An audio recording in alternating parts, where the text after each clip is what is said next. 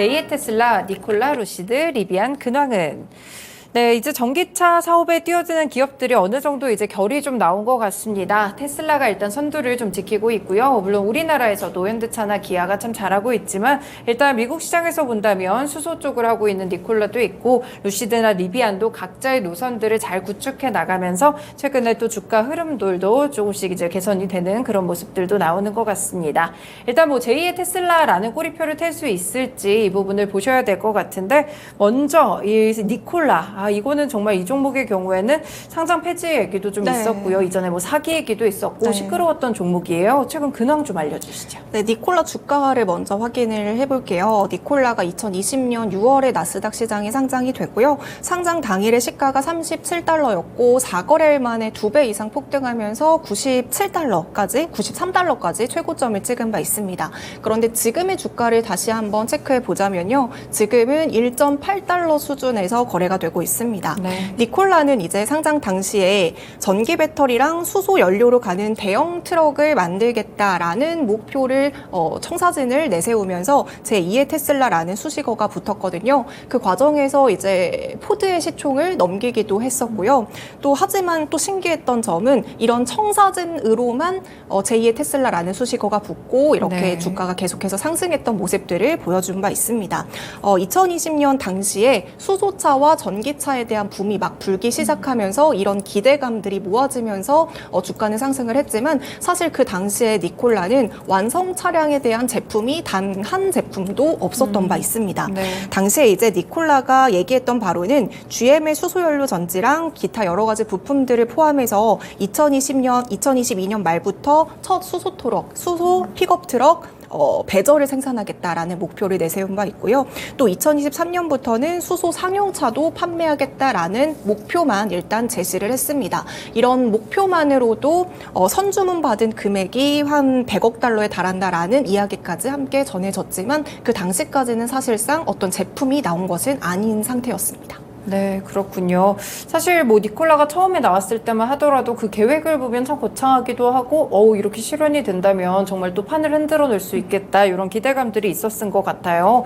근데 이제 장밋빛 전망이 오래가지는 못했습니다. 니콜라와 관련돼서 사기극이다 이런 보고서가 또 있었잖아요. 네, 이제 미국의 힌덴버그 리서치 업체라는 곳이 있습니다. 이 업체가 기업들을 굉장히 샅샅이 조사해가지고 여러 가지 경영 부실이라던가 부종 의혹들을 폭로하는 행동주의 공매도 회사인데요. 이 공매도 회사에 니콜라가 타깃이 된 겁니다. 니콜라가 2020년 6월에 상장이 됐다고 했는데요. 상장 이후 주가는 계속해서 순탄하게 상승을 하고 있었는데 이 보고서가 9월에 발간이 됩니다. 보고서 내용은 니콜라가 지금 이 기술, 여러 가지 기술에 대해서 시장에 사객을 벌이고 있다라는 내용이었거든요. 주요 내용은 그 당시에 이제 니콜라가 공개했던 영상이 있습니다. 그 영상에 전기 트럭 주행 영상이 조작이 되었다라는 내용의 보고서였는데요. 니콜라 측에서 당시에 그 영상을 공개를 했었을 때는 이 차는 수소로 움직이는 트럭이고 제대로 작동하는 완성차다라고 홍보를 했던 바가 있습니다.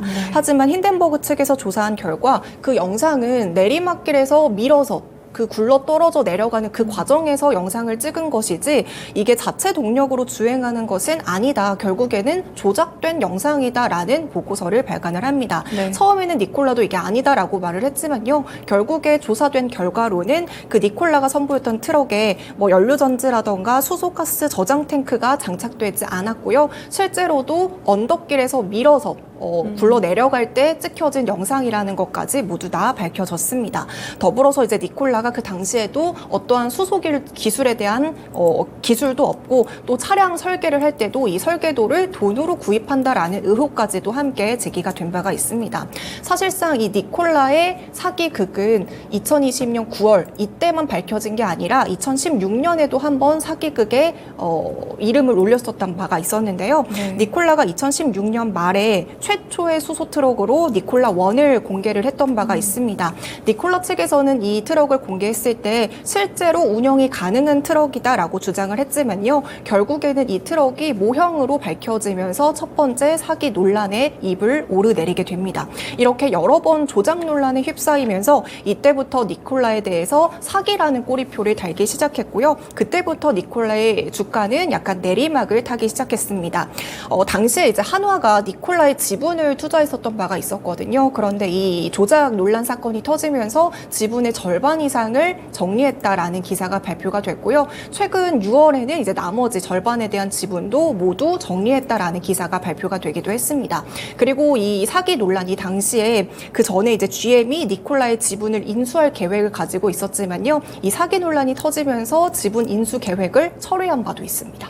네, 약간 충격적이긴 하죠. 사실 그 보고서가 나왔을 때 수소가 아니고 그냥 밀어서 갔던 그런 동력이라면 정말 제대로 조작을 했다 이런 생각이 드는데 사실 우리나라에서도 국내 시장에서 한화그룹주들이 굉장히 크게 움직였잖아요. 말씀 주신 대로 지난 6월 7일에 전량 매각을 했다고 공시가 나왔습니다. 일단 손실은 아니었지만 결국에는 이제 매각이 됐기 때문에 한화와 관련돼서는 추가적인 리스크 없다는 점 체크해 두셔도 될 것 같고요.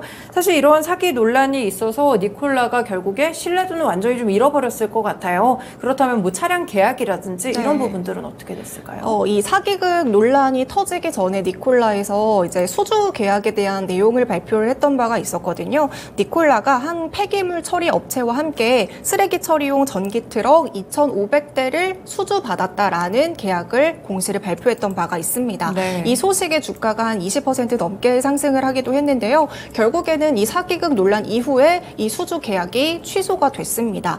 취소 사유는 사기 논란 때문은 아니었고요.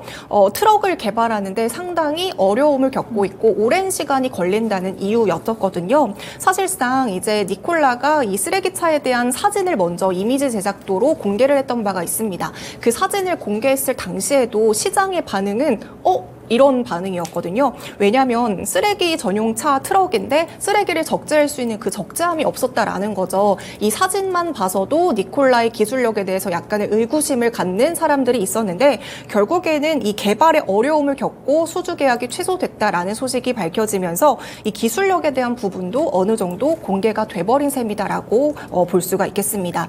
그리고 실적도 굉장히 저조한 상황입니다. 작년부터 미국에서 금리를 계속해서 올리는 과정에서 지금 현금 보유량도 점점 줄어가고 있는 추세고요. 1분기에는 1억 6,900만 달러의 손실을 냈고요. 결국에는 워낙에 수요가 부진하다 보니까 5월 말부터 일시적으로 트럭 생산을 중단하겠다라고 발표를 한 바도 있습니다. 이번 2분기 실적의 손실은 조금 더 커진 상황인데요. 2분기에도 2억 700만 달러 정도의 손실을 내면서 1분기보다 이 손실폭이 조금 더 커졌고요. 지금은 상장 폐지 경고까지 받은 상황입니다. 지금 니콜라의 사정이 좋지 않은 상태에서 그래도 7월, 8월에는 주가가 약간 오르락 내리락 거리는 변동성을 굉장히 많이 보여줬었거든요. 호재도 있었고 악재도 있었지만 여러 가지 좀 내용들을 제가 정리해서 말씀을 드려보자면요. 일단 호재로는 JB헌트에서 트럭을 13대를 니콜라에서 이제 주문을 했다라는 소식에 오르기도 했었고요. 또 이제 수소차에 대해서 보조금을 받을 수 있다라는 소식에 또 긍정적으로 반응하면서 주가가 상승했던 바가 있습니다. 하지만 반대로 또 이제 주가가 내렸던 악재로는 니콜라가 이제 그 전에 사기극 논란 이후 CEO가 교체가 됐잖아요. 네, 그리고 그렇죠. 나서 이제 이제 바뀐 CEO가 건강상의 이유로 사임을 했다라는 소식이 밝혀지면서 이 경영층에 대한 변화에 대한 우려 이슈 때문에 또 주가가 떨어지기도 했고요. 또 자금 확보가 필요하다 보니까 자금 마련을 위해서 신주 발행이 승인됐다라는 소식 때문에 하락을 하면서 7, 8월에는 약간 오르락 내리락 거리면서 변동성을 많이 보여줬던 니콜라의 흐름이었습니다. 최근에 또 악재가 하나 터졌습니다. 니콜라에서 한 6월쯤에 차량에 화재가 났다라는 소식이 전해졌었는데요. 이제 그 원인이 밝혀졌는데 결국에는 배터리 팩 내부에 냉각수가 누출이 되면서 화재가 난 것으로 밝혀졌습니다. 네. 그래서 지금까지 납품됐던 209대의 전기 트럭 전량을 리콜하겠다라고 결정을 한 상태고요. 판매에 대해서도 일시적으로 중단하겠다라고 결정을 하면서 역시나 또다시 위기에 봉착한 상황입니다. 앞서 니콜라가 상장 폐지 경고를 받았다라고 말씀을 드렸는데요. 이 상장 폐지에 대한 이슈를 벗어나기 위해서는 11월 20일까지 10영업일 이상 연속으로 1달러 이상의 주가를 유지해야지 이 이슈에서 벗어날 수 있는데요. 지금 8월 중순인데 이때까지 이 위기를 벗어날 수 있을지 주가의 흐름들 계속해서 체크해 보시면 좋을 것 같습니다. 네, 그렇군요. 니콜라가 상장 폐지 위기까지 지금 도달해 있는 상황입니다. 실적도 그렇고 여러 가지 악재들을 겪고 있는 상황인데 과연 상장을 유지할 수 있을지 살펴보시면 좋을 것 같고요. 이렇게 니콜라에 대해서 좀 체크를 해봤다면 또 럭셔리 전기차계에서는 또 테슬라의 대항마로는 루시드 모터스가 꼽히고 있습니다. 이 종목의 근황은요? 네, 루시드 모터스는 2021년에 스펙 합병을 통해 가지고 나스닥에 상장을 했던 기업인데요. 상장 후에 4개월 만에 주가가 2배 넘게 오르기도 했습니다. 최고 57달러까지 올랐다가 지금은 6달러대에서 거래가 되고 있는 상황이고요. 앞서 니콜라와 마찬가지로 상장 이후에 최고점을 찍고 계속해서 하락세를 그리고 있는 모습들을 보여주고 있습니다. 네. 루시드 경우에는요, 대표도 그렇고 여러 임원들의 대부분이 테슬라 출신이 굉장히 많았습니다. 그래서 루시드가 설립이 되었을 당시부터 테슬라의 대항마다라는 이야기들이 상당히 많았었거든요.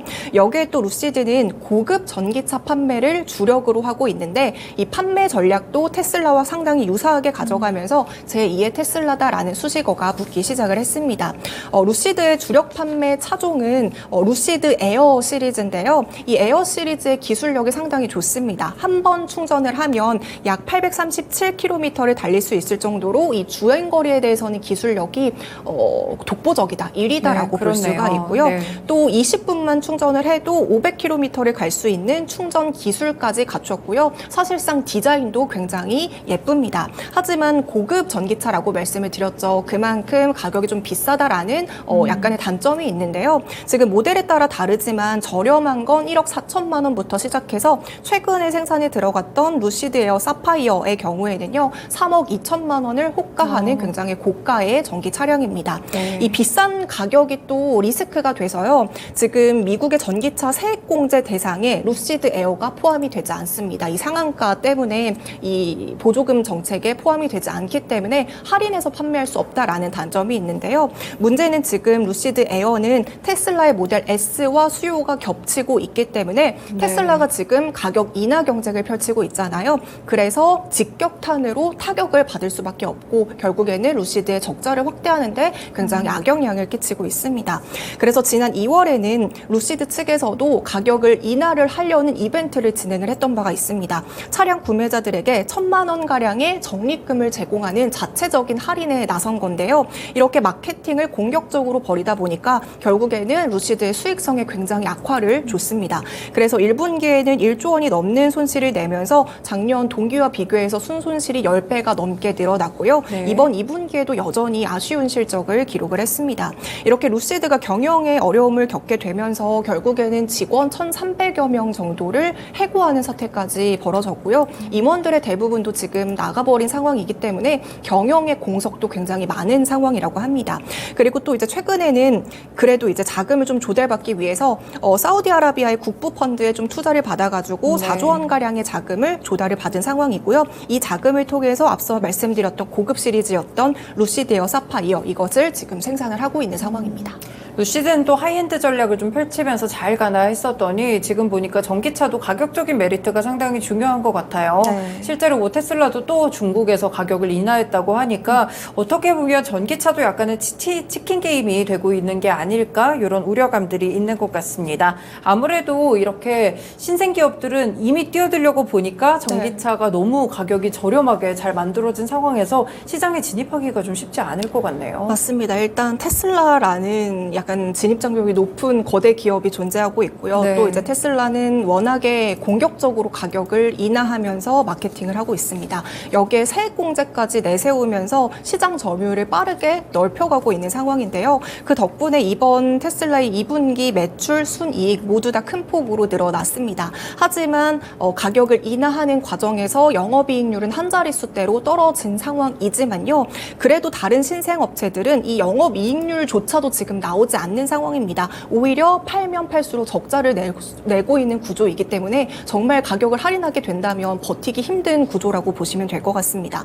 문제는 지금 테슬라만 가격을 인하하고 있는 게 아니라 테슬라를 필두로 여러 다양한 전기차 업종들, 전기차 전반으로 가격 인하 경쟁이 벌어지면서 니콜라라던가 루시드 이런 여러 가지 신생 기업들의 입지가 점점 좁아지고 있고요. 돈을 벌지 못하는 구조가 되기 때문에 실적도 계속해서 악화가 되고 있고 주가도 상승 탄력을 받지 못하는 모습입니다. 네, 앞서서 체크해본 니콜라랑 루시드 모두 일단 아직까지는 사업 현황이 좀 좋지 않은 모습이었는데요. 그런데 리비안은 그래도 이번에 2분기 실적도 괜찮았더라고요. 네, 지금 니콜라랑 루시드 모두 올해 주가 상승률을 보면 니콜라랑 루시드 모두 올해는 마이너스입니다. 하지만 리비안은 올해 한 15% 정도 상승을 한 바가 있고요. 특히나 이제 7월 한 달 동안에만 65%가량의 상승하는 모습들을 보여주면서 앞선 두 기업과는 어느 정도 주가에 엇갈린 모습들을 보여주고 있습니다. 시장 예상보다 결국에는 2분기 실적이 잘 나왔다라는 부분에 대해서 주가가 상승 탄력을 보였던 것 같은데요. 리비안의 2분기 차량이 리비안이 2분기에 생산했던 차량이 13,900여 대 이 정도를 생산을 했었는데요. 네. 이 중에서 12,600대 정도를 인도했다라고 합니다. 생산량의 대부분을 인도를 했고요. 그리고 1분기보다 생산량도 40%가량 증가하면서 굉장히 좋은 성적을 내줬습니다. 덕분에 매출도 전년 대비 한 20% 이상 증가했는데요. 이렇게 기대보다 생산량도 좋고 또 실적도 좋게 나오면서 3분기, 4분기에도 지금과 같은 성적으로 계속해서 유지가 된다라고 한다면 리비안의 지금 올해 목표가 5만 대 인도라고 합니다. 이 목표량을 제대로 채울 수 있다라고 예상이 되면서 현재 기대감의 주가도 함께 반영이 되고 있습니다. 그럼 리비안만 이렇게 인도량이 좋았던 이유도 좀 궁금하고 어떤 경쟁력이 있었을지가 참 의문이네요. 왜 이렇게 리비안만 엇갈린 모습일까요? 아무래도 이제 니콜라의 경우에는요, 앞서도 말씀드렸다시피 기술력에 대한 문제도 있었고 또 신뢰성에 대한 문제도 있습니다. 그리고 무엇보다 주력이 전기차 쪽이 아니라 아직까지는 수소 트럭 쪽에 집중되어 있다라는 것에서 좀 차별점을 보이고 있고요. 루시드의 경우에는 주력이 고급 전기차라고 말씀을 드렸는데요. 앞서도 말씀드렸다시피 테슬라 모델 S 와 수요가 겹치면서 테슬라 경쟁에서 가장 크게 타격을 받고 있는 기업이 루시드라고 볼 수 있습니다. 하지만 리비안의 경우에는요, 주력이 픽업 트럭입니다. 그렇기 때문에 테슬라가 가격 인하 전략을 취한다고 하더라도 상대적으로 이 경쟁에서 좀 자유롭다라고 볼 수가 있는데요. 그리고 이제 전기 픽업 트럭의 특징을 좀 살펴보면 많은 무게를 실어야 합니다. 그렇기 때문에 이 부분에 대한 기술력에 대한 장벽도 굉장히 높은 편이고요. 충성 고객도 많다라는 특징 때문에 진입 장벽이 높습니다. 이러한 틈새 시장을 리비안이 공략을 했기 때문에 어느 정도 테슬라의 가격 경쟁에서 자유로울 수 있었고 네. 이 틈새 전략 덕분에 성장성을 유지할 수 있었다라고 볼 수 있겠습니다. 또한 이제 앞서서 루시드의 경우에는 워낙에 테슬라가 가격 인하를 하다 보니까 자체적으로 적립금을 주면서 할인 혜택을 줬다라고 말씀을 드렸죠. 네. 그러면서 루시드의 수익성이 굉장히 악화됐다라고 말씀을 드렸습니다. 하지만 리비안은 테슬라의 판매 전략, 수익성을 좀 원가를 절감시키는 전략들을 비슷하게 참고하면서 따라가는 모습들을 보여주고 있는데요. 아시다시피 테슬라의 경우에는 상대적으로 좀 저렴한 LFP 배터리를 탑재를 하고 있습니다. 이 부분을 그대로 참고해서 리비안도 아마존에 납품하는 전기차 배터리를 기존의 하이니켈 배터리에서 LFP로 교체를 하면서 원가를 상당히 절감을 할 수 있었다라는 부분이 있고요. 앞으로도 더 다양한 차종의 LFP 배터리를 탑재할 예정이다라고 발표를 한 만큼 생산 비용은 앞으로도 추가적으로 더 낮아질 가능성까지 존재하고 있습니다. 하지만 이제 한 가지 문제는 최근에 이제 테슬라가 가격 인하 전략을 가져가고 있지만 중국 쪽에서 그 효과가 점점 줄어들고 있다라는 내용도 보도가 되고 있습니다. 네. 그러면서 테슬라도 이제는 픽업 트럭 이쪽에 발을 담그겠다라고 이야기를 하면서 이 픽업 트럭을 앞으로 이제 출시하겠다라고 발표를 한 바가 있었거든요. 그런데 이제 말씀드렸다시피 기업들이 리비안의 주력이 픽업 트럭입니다. 결국에는 경쟁사로서 대결을 하겠다 이런 구도가 펼쳐질 것 같은데요. 그렇죠. 그래서 일각에서는 픽업 트럭에 테슬라가 진입을 하게 되면 당연히 리비안이 부담이 될 것이다라고 보는 시선도 있지만요. 또 다른 시선에서 본다면 테슬라가 공개했던 픽업 트럭의 외관이 굉장히 독특합니다. 일단 맞죠. 도색이 하나도 되어 있지 않고요. 스테인리스로 되어 있어요. 맞아요. 이런 것도 굉장히 독특하고 또 모양 자체도 삼각형 모양으로 되어 있기 때문에 수요가 굉장히 한정적일 수 있다라는 시선도 있기 때문에 어떻게 보면 경쟁이 잘 이루어지지 않을 수 있다라는 시선도 있습니다. 네, 이렇게 지금 제2의 테슬라에 대한 여러 가지 기업들을 살펴봤는데요. 또 이제 간밤 미 증시에서 뉴욕 증시 나스닥에 베트남 전기차 기업인 빈페스트라는 맞죠. 기업이 상장을 했습니다. 그러면서 이제 크게 폭등했던 바가 있는데요.